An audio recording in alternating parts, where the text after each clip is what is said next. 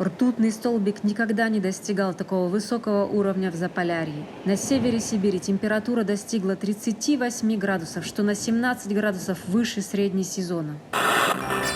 New record highs. With more than 120 degrees in northern Rajasthan, India is suffocating. It's 130 degrees in the shade. Temperatures have skyrocketed in the Death Valley, which is now the hottest place on Earth.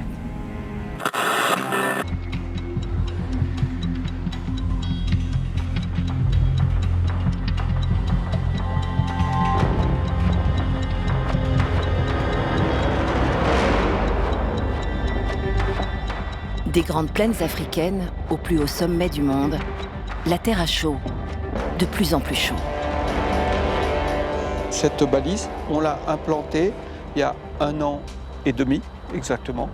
Et là, il reste à peu près 3 mètres à l'intérieur du glacier. Donc il y a eu 7 mètres de fonte en 1 an et demi. L'année qui s'achève clôt une décennie exceptionnelle d'augmentation des températures globales. Et le réchauffement ne montre aucun signe de ralentissement, bien au contraire. La vitesse, la rapidité à laquelle le climat change actuellement, c'est un réchauffement qui progresse 2 à 3 fois plus vite qu'au cours des 2000 dernières années.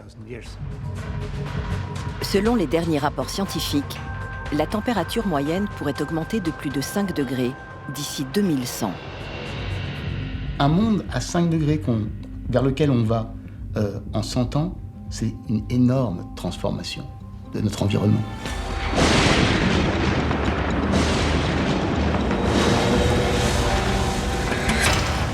Tempêtes, crues dévastatrices, élévation du niveau des océans, sécheresse et violents incendies.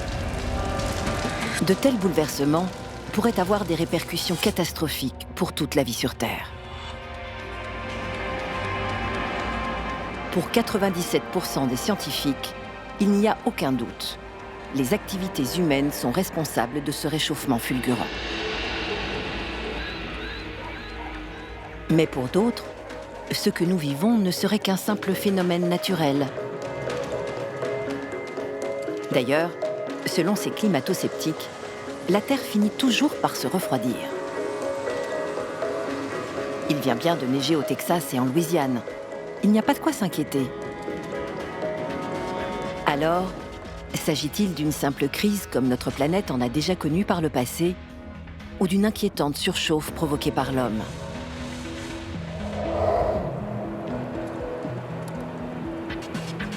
Un peu partout dans le monde, des équipes de scientifiques mènent l'enquête. Paléoclimatologues, géologues, glaciologues vont se plonger dans les archives climatiques de la Terre à la recherche d'indices emprisonnés dans la banquise, au fond des océans ou dans les entrailles de la Terre. Notre objectif, c'est d'aller échantillonner finement ces archives pour reconstituer ce qui s'est passé. Remonter le temps, étudier le passé climatique de notre planète est essentiel pour comprendre le réchauffement actuel, prévoir le climat à venir et mieux envisager ce qui nous attend.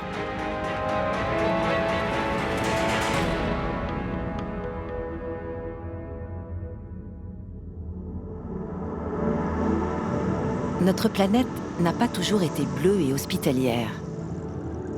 Depuis 4 milliards d'années, elle a même connu des périodes de froid si intenses que sa surface s'est intégralement couverte de glace. Il y a 720 millions d'années, les calottes polaires atteignent l'équateur et recouvrent la Rodinia, le méga-continent qui regroupe la plupart des terres du globe. La Terre ressemble alors à une boule de neige. Mais même couverte de glace, elle maintient de fortes activités tectoniques et volcaniques. Des phénomènes qui vont changer son visage et bouleverser le climat.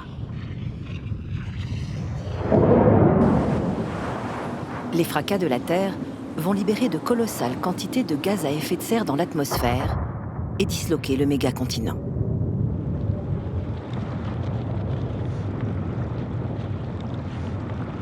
Entre les plaques continentales qui se séparent, naissent des bras de mer et des océans. Ils modifient les courants océaniques et atmosphériques. Les vapeurs d'eau vont s'accumuler dans l'atmosphère et amplifier l'effet de serre.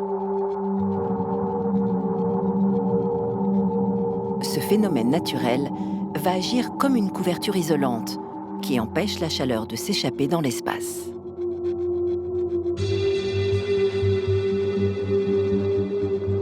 Durant 630 millions d'années, les activités volcaniques et les flux océaniques ne vont pas cesser de souffler le chaud et le froid. Au cours de cette longue période, la Terre va connaître plusieurs hausses de température de plus de 5 degrés, comme celle qui s'annonce aujourd'hui.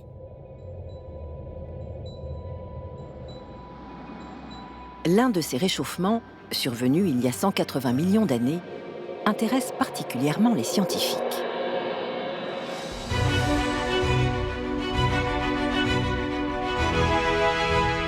Les paléoclimatologues des laboratoires de géologie de Lyon et d'Aarhus, au Danemark, recherchent des indices sur cette crise climatique qui s'est produite au Jurassique inférieur. Pour les chercheurs, ce site autrefois recouvert par l'océan est un véritable laboratoire à ciel ouvert. Ce paysage est constitué de deux grands types de lithologie, c'est-à-dire de types de roches, et qui traduisent des climats différents. Nous avons en sommet des falaises qui sont rocheuses, constituées de calcaire et qui ont été déposées dans un climat plutôt froid, alors qu'en dessous de ces falaises, on trouve des terrains marnes gris qui traduisent cette grande crise climatique qui s'est produite il y a 182 millions d'années. Les couches de sédiments qui se sont accumulées dans la région d'Écosse, au sud de la France, contiennent de précieuses données. Ouais, donc là, oh, regarde. Ces roches sédimentaires ainsi correspondent à une espèce de vase qui s'est déposé il y a 180 millions d'années environ au fond d'un océan. Donc ces archives sédimentaires, nous les collectons pour essayer de tracer les variations climatiques et au passage, nous collectons toute archive de type fossile qui vont également enregistrer ces variations du climat.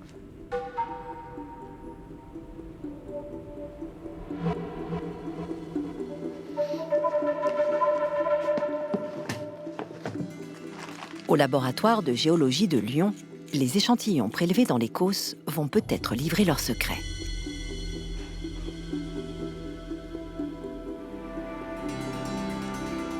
Ces roches, vieilles de 180 millions d'années, sont constituées d'un assemblage de fossiles invisibles à l'œil nu.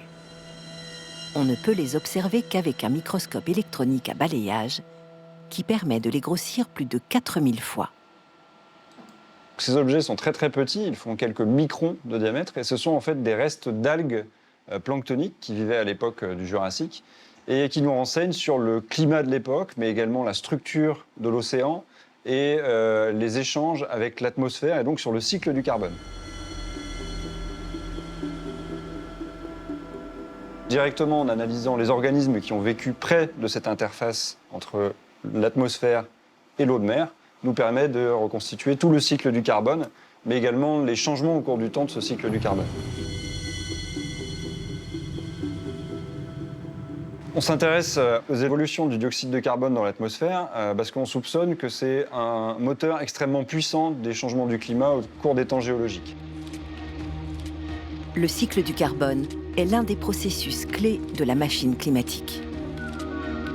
Le sol, le sous-sol, les organismes vivants et les océans stockent, libèrent et échangent en permanence du CO2 avec l'atmosphère. Ce gaz contribue naturellement à l'effet de serre, un phénomène sans lequel la température moyenne de la planète serait de moins 18 degrés et non de 15 degrés Celsius. Mais quand de trop grandes quantités de CO2 sont relâchées dans l'atmosphère, l'océan, les forêts et les autres réservoirs naturels ne peuvent l'absorber. L'effet de serre s'amplifie, les températures grimpent, le climat s'emballe. Depuis des millions d'années, les océans interviennent au premier plan dans le cycle du carbone, la régulation des températures et du climat. Ils couvrent aujourd'hui 70% de la surface de la Terre et détiennent d'importantes informations sur l'évolution du climat au fil du temps. comprendre leur fonctionnement est devenu une priorité. Aussi surprenant que ça puisse paraître, on a une meilleure connaissance de la cartographie ou de la géographie de Mars que celle du fond des océans, qui nous montre à quel point les océans sont méconnus. Ces dernières années, les recherches se sont focalisées sur l'océan austral.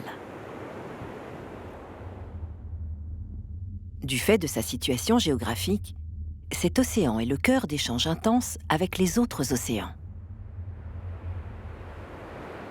Le brassage de ces eaux glacées refroidit d'environ 2 degrés plus de la moitié du volume des océans. Pour la toute première fois, une expédition scientifique s'est lancée dans un tour complet de l'Antarctique.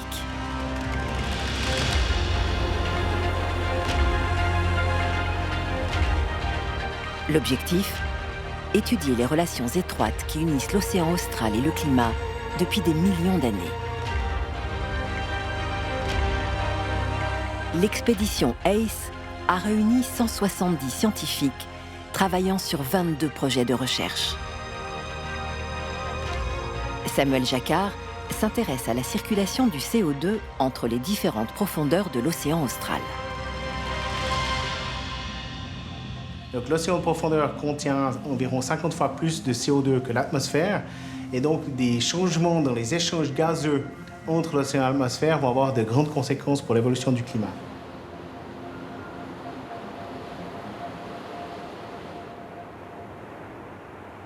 Les objectifs de notre projet, c'est de mieux déterminer ou de quantifier ces échanges entre l'océan de surface et les profondeurs abyssales. Les eaux de surface des océans absorbent naturellement du dioxyde de carbone présent dans l'atmosphère, jusqu'à en être saturées. Mais grâce aux eaux froides de l'océan austral, les courants et les flux océaniques entraînent le CO2 jusqu'à 4000 mètres de profondeur. Il peut y rester piégé pendant des milliers d'années.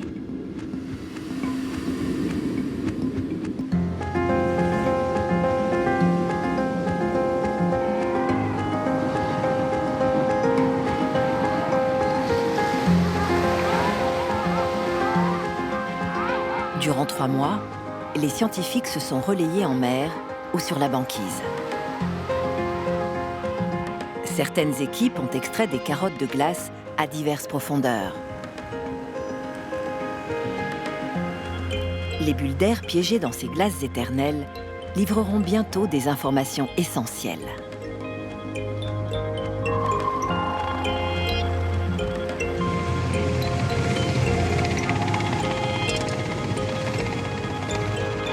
Afin d'évaluer les échanges de CO2 entre l'atmosphère et l'océan, d'autres équipes ont effectué des mesures atmosphériques. L'équipe de Samuel Jacquard est restée à bord pour préparer une rosette. Cet instrument va prélever des échantillons d'eau à diverses profondeurs. Leur analyse permettra de déterminer la quantité de carbone présente à chaque niveau de l'océan. La raison pour laquelle l'océan austral joue un rôle aussi important dans l'évolution du climat, c'est que c'est la région dans laquelle se déroulent les échanges gazeux entre l'océan de profondeur et la surface.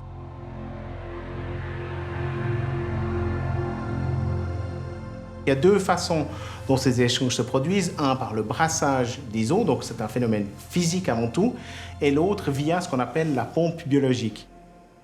La pompe biologique, c'est le transfert de carbone depuis la surface jusqu'à la profondeur de l'océan via la biologie, via le phytoplancton. Donc concrètement, notre projet va s'atteler à déterminer quels sont les facteurs qui contrôlent la pompe biologique.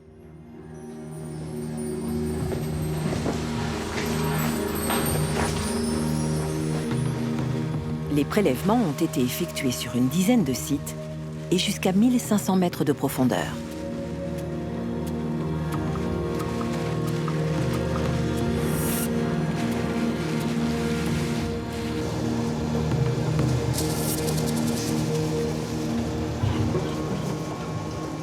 Alors, c'était déjà des mois de travail pour préparer les bouteilles, pour décontaminer les bouteilles qu'on utilise. On peut, grosso modo, analyser une centaine d'échantillons par année.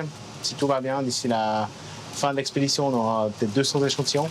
Donc ça devrait nous maintenir occupés pendant ces 2 prochaines années. J'espère.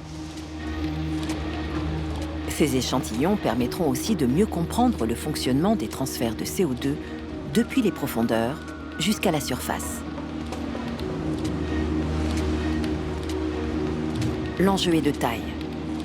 Sans ces eaux qui baignent l'Antarctique, la température moyenne à la surface du globe augmenterait de 18 degrés Celsius. Aujourd'hui, l'océan austral est probablement notre meilleur allié. Il absorbe 30% des émissions de dioxyde de carbone dues aux activités humaines.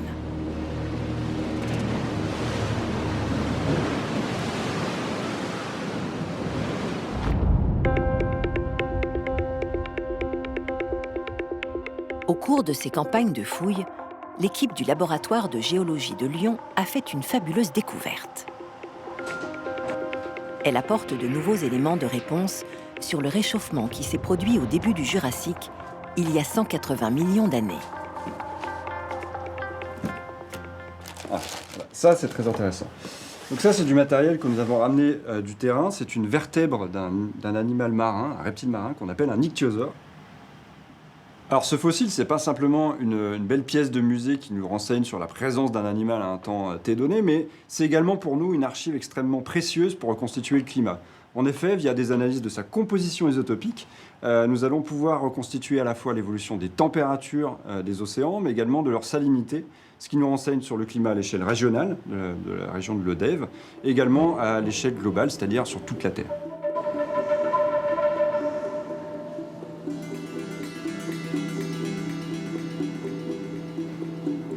Les paléoclimatologues sont parvenus à reconstituer le squelette d'un reptile ayant vécu au Jurassique inférieur. Son état de conservation livre des clés sur la crise climatique qu'ils étudient.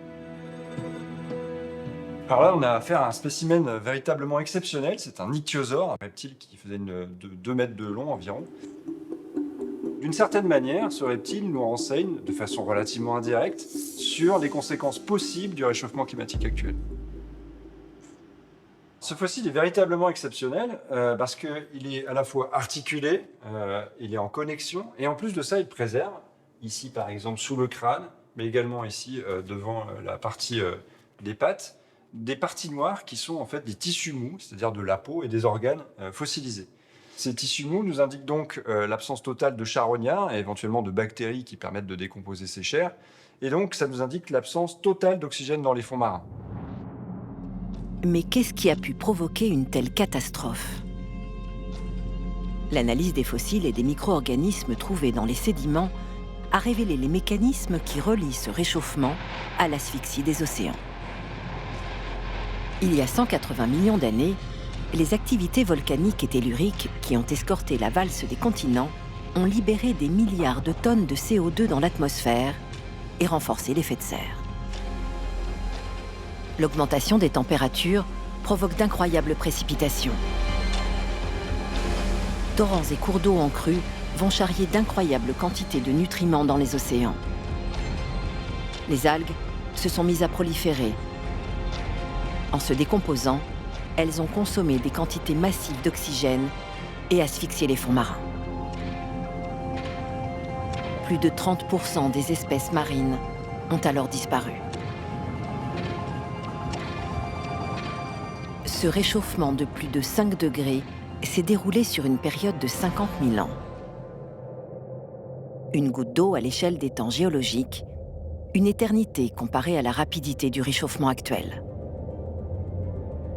Aujourd'hui, au train où vont les choses, un tel réchauffement pourrait se produire en seulement 80 ans.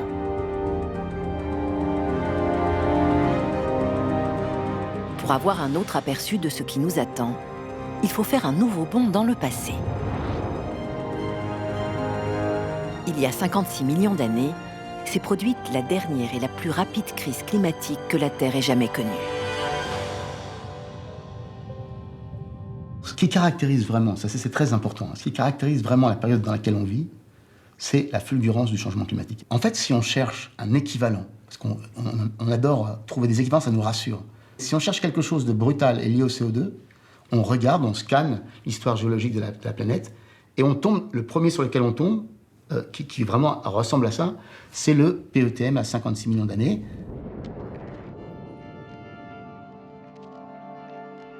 Alors cette phase, elle a duré à peu près, grosso modo, tout compris, elle a duré à peu près 200 000 ans, et elle a conduit à un réchauffement de la planète d'environ 6 degrés.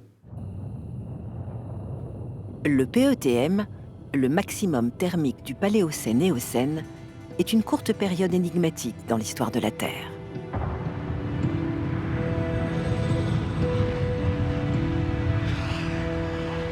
À cette époque, les volcans sont entrés dans une colère noire, si noire qu'ils génèrent un puissant effet de serre et un réchauffement global. La vie disparaît dans de nombreuses régions devenues trop arides.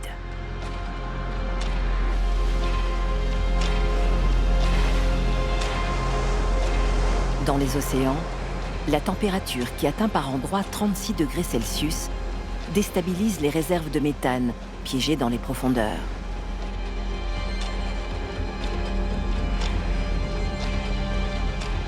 Libéré en quantité colossale dans l'atmosphère, ce gaz stimule à son tour le réchauffement de la planète et l'évaporation des océans.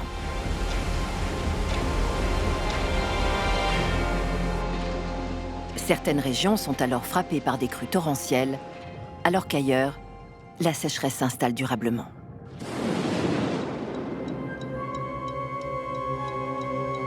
Pour survivre, les animaux migrent vers le nord, où s'étendent désormais de grandes jungles tropicales.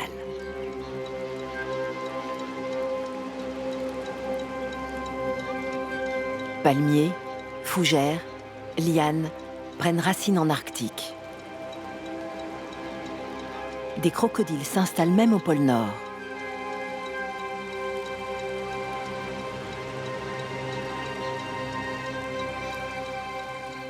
La Terre, après, une fois que c'est fini ça, combien de temps elle met à s'en remettre? Et ça, le PETM, c'est vachement intéressant pour ça. Ça met quand même des milliers d'années à monter et des dizaines de milliers d'années à redescendre. À cette époque, il a fallu 20 000 ans pour que la température moyenne de la Terre augmente de plus de 5 degrés. Donc c'est effectivement une perturbation fulgurante, mais moins fulgurante que la nôtre. Donc c'est un peu un analogue, mais il ne faut pas perdre de vue que cet analogue, il est encore 10 fois plus lent que ce que nous, on est en train de faire. Contrairement au réchauffement actuel, ceux qui ont autrefois bouleversé la vie sur Terre étaient d'origine volcanique, et ils se sont déroulés sur plusieurs milliers d'années. Depuis 3 millions d'années, les forces volcaniques et tectoniques se sont apaisées.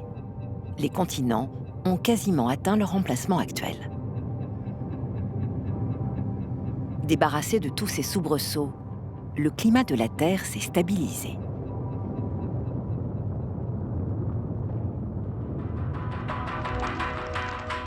Des cycles réguliers de 40 000 ans s'installent. Chacun d'eux comprend une période glaciaire froide, suivie d'une période interglaciaire plus chaude. Cette alternance est dictée par la position de notre planète, son axe de rotation et sa trajectoire autour du Soleil. La machine climatique semble enfin bien réglée. Pourtant, il y a 1 million d'années, ce cycle passe de 40 000 ans à 100 000 ans. Que s'est-il passé ?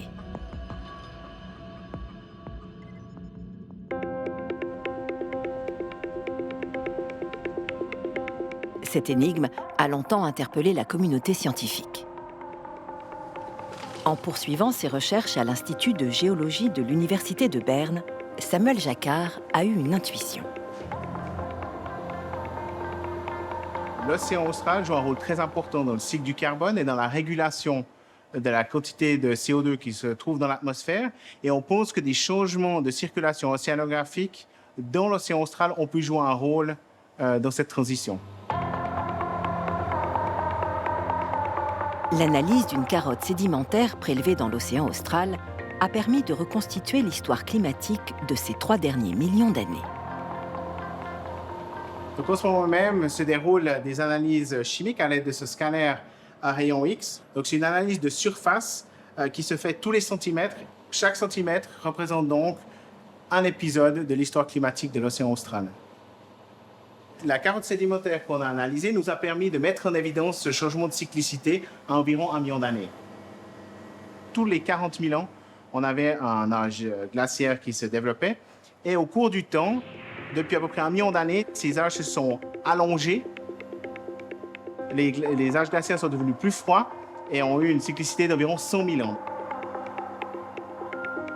On pense qu'au cours de cette transition, l'océan a augmenté sa capacité à stocker du CO2 et ce CO2 qui était stocké dans les océans a été stocké au détriment de l'atmosphère. Donc la quantité de CO2 dans l'atmosphère a ainsi diminué, refroidissant ainsi le climat. L'intense dynamique de l'océan austral en fait un paramètre crucial de cette machine climatique si complexe. Pour prévoir l'évolution du climat, les chercheurs doivent considérer le système climatique dans sa globalité, mais aussi tenir compte de certaines particularités locales. Car étonnamment, certaines régions comme le Sahara semblent avoir leur propre cycle.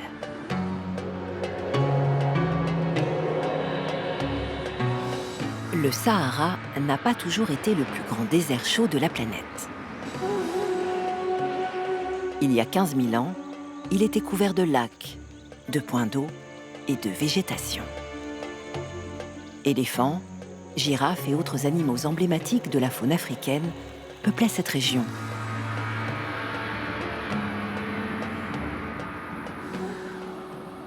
Mais un jour, le Sahara s'est réchauffé. La sécheresse et le sable se sont emparés de la région.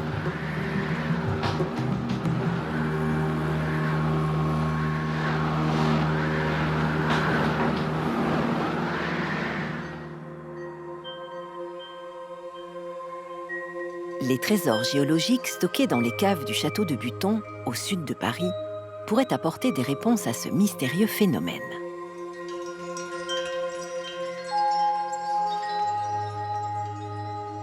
Cette immense carothèque rassemble des dizaines d'années d'exploration des archives climatiques de la Terre. Charlotte Skonieczny, paléoclimatologue à l'université Paris-Saclay, étudie les variations du climat saharien.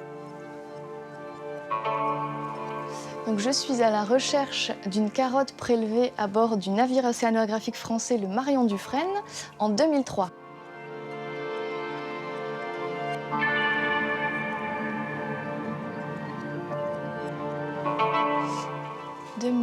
Donc ça devrait être quelque part par ici. La voici.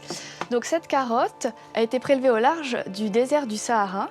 Elle représente 37 mètres de sédiments qui ont été coupés en tronçons d'1,50 m.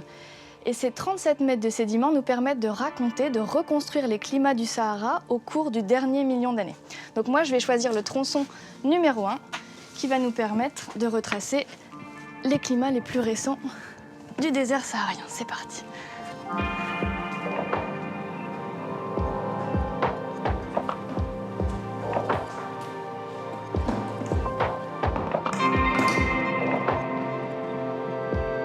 Donc le Sahara est une des régions les plus arides, les plus désertiques au monde, et ça n'a pas toujours été le cas. À certaines périodes du temps, le Sahara était plus verdoyant, on avait plus de pluie, donc plus de végétation. Et comment on a pu retracer ces changements du climat saharien comme ça au cours du temps? En s'intéressant notamment à un traceur du climat que sont les poussières minérales, les poussières sahariennes. Pourquoi? Parce que lorsque votre désert est très aride, très sec, le vent peut emmener plus de particules, les transporter et les déposer au fond de l'océan.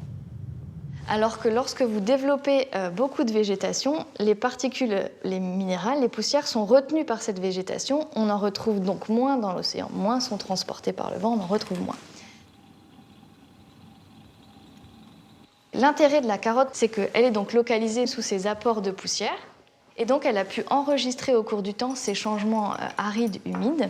Et donc, on a pu mettre en évidence, à partir de l'analyse de cette poussière, la récurrence, mieux préciser cette récurrence, aridité, humidité, Sahara vert, Sahara désertique.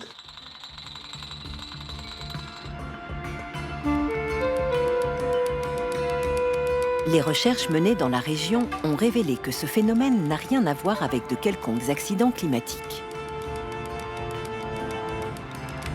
Grâce aux analyses chimiques des poussières minérales, Charlotte Skonieczny va d'ailleurs faire une découverte étonnante.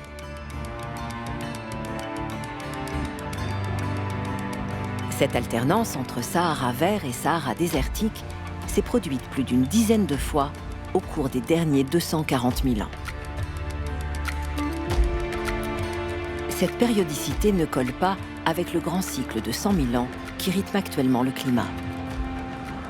Les études antérieures des dépôts de poussière analysés au large du Sahara mettaient en évidence que cette quantité de poussière était associée aux grands changements glaciaires-interglaciaires qui durent 100 000 ans.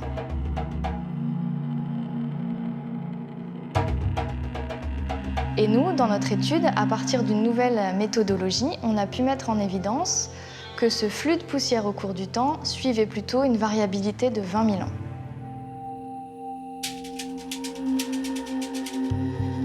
Pour expliquer cette particularité, Charlotte Skonieczny a rapidement fait le lien avec l'axe de rotation de la Terre et sa position par rapport au Soleil. Tous les 20 000 ans, durant l'été, l'Afrique du Nord reçoit davantage de rayonnement solaire.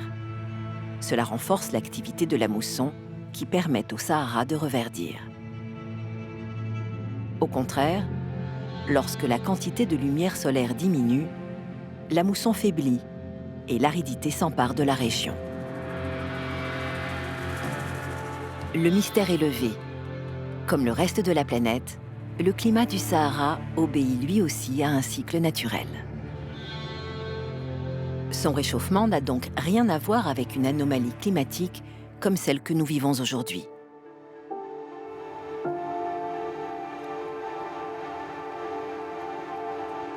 Raphaël Neukomm, paléoclimatologue au sein des universités de Berne, Zurich et Fribourg, a mené un travail titanesque. Il a compilé l'ensemble des données scientifiques, des témoignages et des écrits existants afin de reconstituer finement le climat des 2000 dernières années. Les anciens manuscrits relatant les variations météorologiques sont de véritables mines d'informations. Dans cet ancien document, par exemple, vous avez des données sur la météo d'autrefois. Sur cette page, j'ai trouvé la quantité de neige tombée durant une nuit donnée.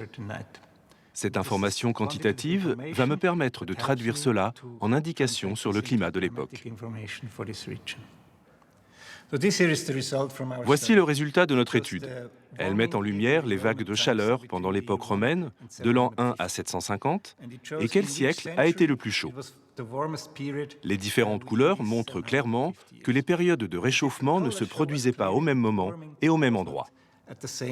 Ces couleurs montrent que les réchauffements se sont produits à différentes époques durant cette période. Si on se penche sur les climats de l'époque médiévale, nous voyons également qu'ils ne sont pas homogènes et que les périodes de réchauffement maximales ne sont pas survenues au même moment et au même endroit. Si on regarde les 2000 dernières années, on voit bien que c'est très homogène. Donc la période la plus chaude des 2 derniers millénaires s'est produite simultanément sur plus de 98% de la surface du globe au cours de ces 50 dernières années.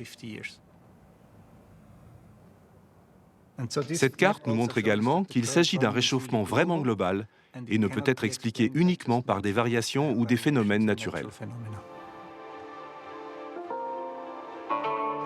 Aujourd'hui, l'homme est en train de dérégler la machine climatique à l'échelle globale. Et toutes les régions du monde sont concernées par ce réchauffement.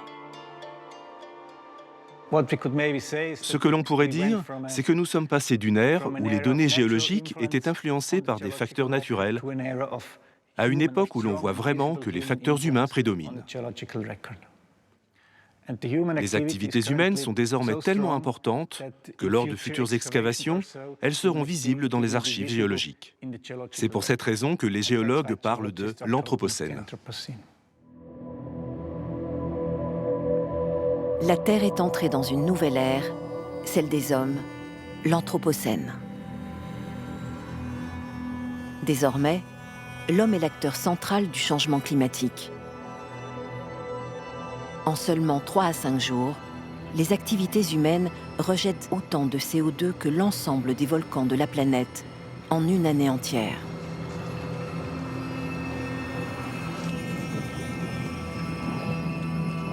La surexploitation des ressources et la pollution intense que nous générons bouleversent le climat à une vitesse inégalée.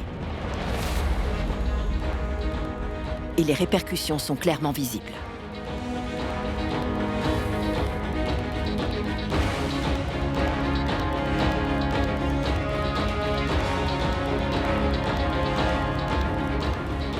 Un peu partout sur la planète, les glaciers fondent. Certains même disparaissent.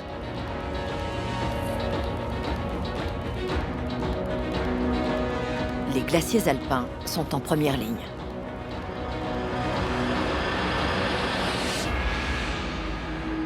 Dans le massif du Mont Blanc, un dispositif unique au monde permet de mesurer l'impact du réchauffement planétaire sur plusieurs grands glaciers alpins, comme celui d'Argentière. Christian Vincent et son équipe peuvent ainsi suivre sa fonte et son glissement sur le socle rocheux en temps réel.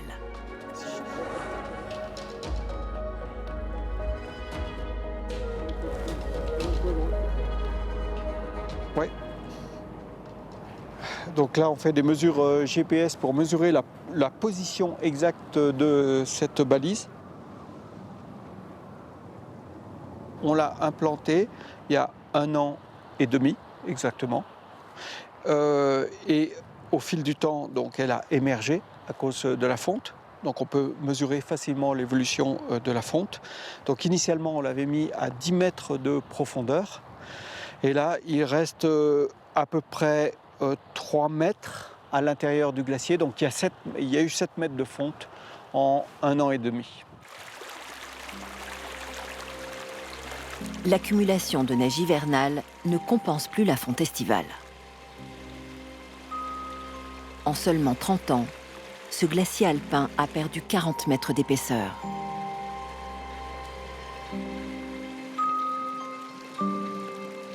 L'avantage des glaciers, c'est que ce sont des objets naturels qui sont extrêmement sensibles aux variations climatiques et donc qui enregistrent le climat d'une manière très très précise. Et c'est probablement les objets naturels qui sont le plus sensibles au climat sur la planète. Le glacier d'Argentière est aujourd'hui l'un des plus surveillés de la planète. C'est une véritable sentinelle du climat. Les glaciers peuvent être utilisés aussi pour reconstituer le climat dans le passé, et notamment à partir des carottages profonds que l'on peut faire soit dans les calottes polaires ou soit sur les glaciers alpins à très haute altitude. Parce qu'à très haute altitude, on a des glaciers qui sont dits froids, à température négative, et qui conservent les éléments chimiques qui représentent la composition de l'atmosphère, et en particulier les isotopes de l'oxygène qui permettent de remonter dans le passé, de reconstituer le climat dans le passé. Alors ça se fait très bien pour les calottes polaires, et on peut aussi reconstituer la composition de l'atmosphère dans le passé à partir des carottages dans les glaciers des Alpes. C'est ce qu'on a fait sur le dôme du Goutet à 4250 mètres d'altitude. Grâce à des mesures régulières, on peut prévoir les conséquences de la hausse des températures sur les glaciers alpins. Luc, tu peux me dire si les capteurs de déformation ils fonctionnent là ? Écoute, a priori, c'est plutôt pas mal. Sur plusieurs glaciers alpins, on a fait des simulations numériques, de la modélisation numérique, pour essayer d'anticiper l'évolution des glaciers dans le futur. Donc on utilise des modèles mathématiques avec des différents scénarios climatiques. Et suivant un scénario climatique moyen, dit modéré, de plus 3 degrés d'ici 2100, on s'attend à une disparition totale des glaciers qui culminent en dessous de 3500 mètres d'altitude. On a fait des simulations pour le glacier d'Argentière le deuxième glacier le plus grand des Alpes françaises. On a calculé que, suivant un scénario climatique modéré de plus 3 degrés d'ici 2100, ce glacier devrait disparaître totalement avant 2100.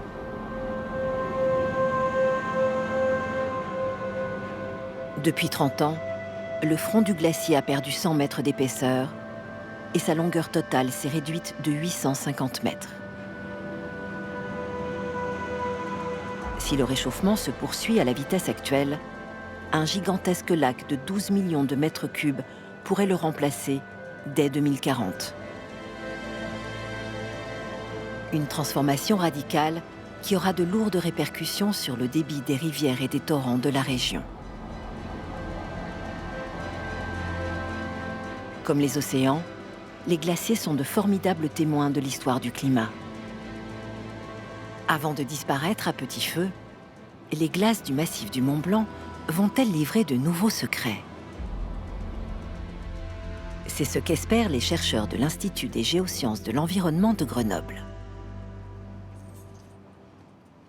Suzanne Prunkert et Michel Legrand étudient l'impact des activités humaines durant l'Antiquité romaine. La glace, à l'origine, c'est un flocon de neige. Ce flocon de neige était dans l'atmosphère. Il a capté les impuretés que contenait cette atmosphère. Il s'est déposé.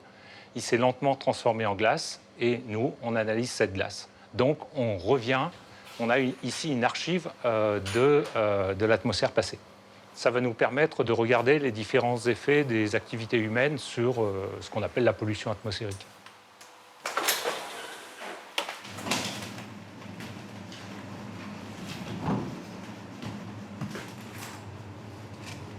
Moins impactées par le réchauffement climatique actuel, ces glaces prélevées à 4300 mètres d'altitude ont conservé au fil du temps la composition chimique de l'atmosphère.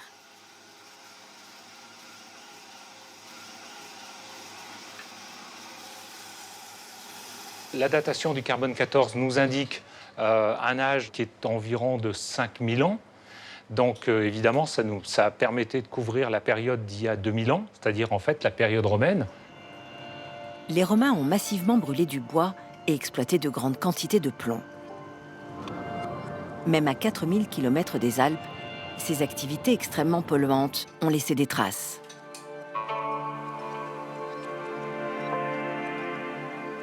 Les chercheurs ont en effet découvert des particules de plomb antiques dans les glaces du Groenland.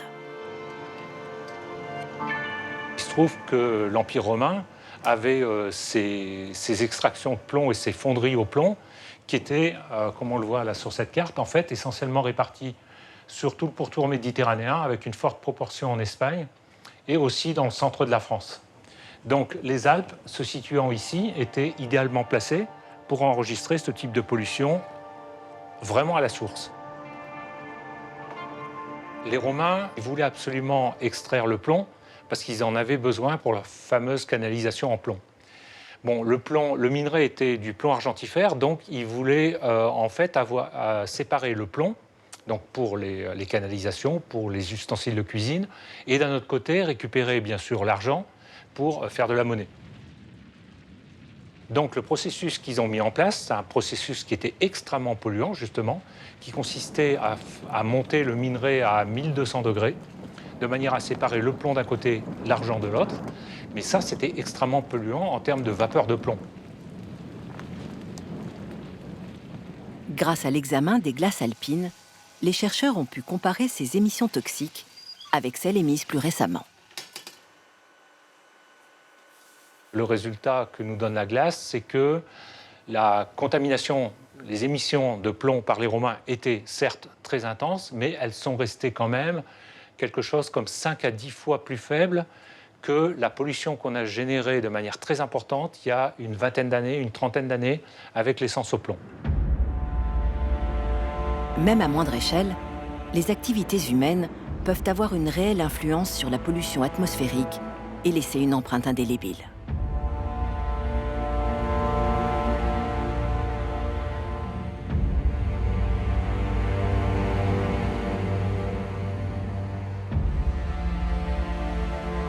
À l'Institut de géologie de Berne, l'analyse des centaines d'échantillons prélevés dans l'océan austral se poursuit.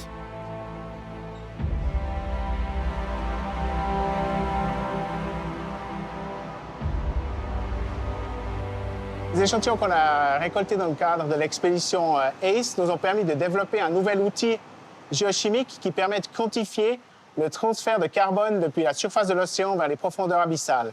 Et c'est une quantité qu'il est important de déterminer afin de connaître et de mieux prévoir la capacité de l'océan austral à capter ou à absorber du CO2 dans le futur.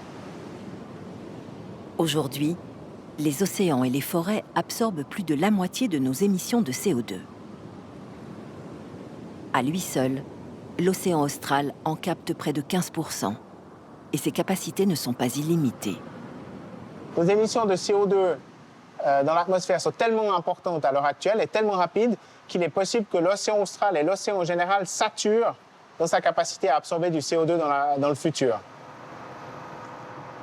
Avec le réchauffement climatique, les océans eux aussi se réchauffent, ce qui rend plus difficile la dissolution du CO2 dans leurs eaux. Si les océans absorbent moins de CO2, ce gaz à effet de serre va s'accumuler dans l'atmosphère et accentuer l'élévation de la température.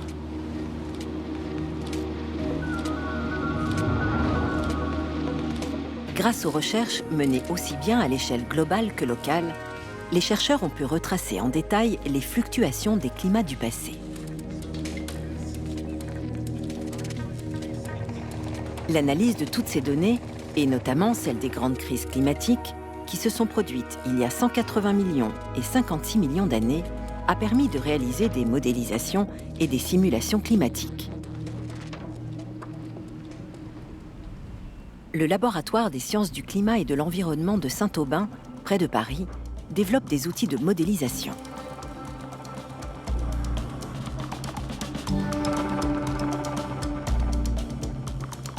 Ces modèles intégrant toutes les variables qui influencent la machine climatique sont essentiels pour effectuer des simulations.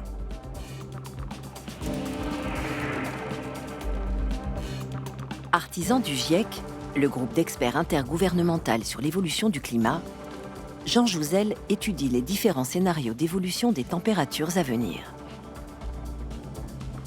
Pour regarder vers le futur, on est obligé de faire des hypothèses. Une fois qu'on a compris que l'augmentation de l'effet de serre était un paramètre très important de l'évolution du climat, il faut faire des hypothèses sur l'évolution de l'effet de serre.